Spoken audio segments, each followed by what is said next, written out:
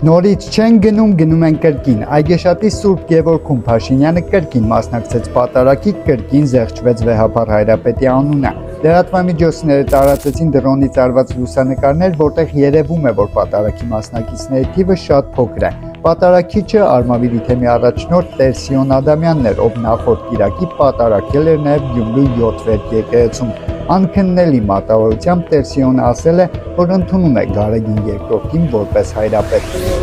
Դուք ընդունում եք Գարեգին II-ին որպես հայրապետ։ Այո։ Արարողությանը ներկա էր նաև Բալթյան երկրների թեմի առաջնորդ Վազգեն arczepiskopos Միրզախանյանը։ Նա լրագրողներին հայտնել է, որ վարչապետը պատրաստ է ընդունել Գարեգին II-ին։ Պատրաստ է վարչապետը երկրի ընդունել, իրեն հետ խոսել։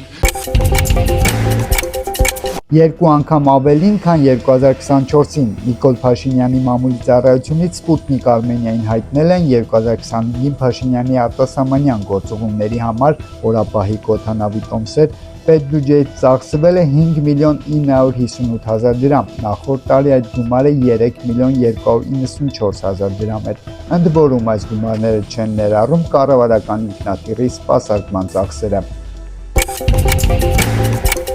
Լավ հնարավորություն, թե փոխզիջում Ուկրաինայի նախագահ Վոլոդիմիր Զելենսկին ժամանել է Գերմանիա խաղաղ կարգավորման բանակցությունների։ Առավոտյան նա հայտարարել էր, որ այժմ պատերազմը դադարեցնելու լավ հնարավորություն կա, ընդգծել խաղաղության ծրագիրը բոլորին դուր չի գա, կլինեն փոխզիջումներ։ Բերլինում է նաև ամերիկյան բանակցային խումբը Steve Witkoff-ի գլխավորությամբ։ Axios-ի լրագրողը հայտնում է, որ Զելենսկին ամերիկյան խմբի հետ բանակցություններին մասնակցելու է առանց եվրոպացի գործընկերների։ Սիդնեյում հրաձգություն է եղել, զոհերի թիվը այս պահին 11 է, ըստ տեղի լրատվամիջոցների ահաբեկիչների թիրախում էր հրեական համայնքը։ Քիչներից մեկին վնասազերծել է Ահմեդ Ալ-Ահմեդ անունով տղամարդը, որը տեղի մտքերի խանութներից մեկի սեփականատերն է։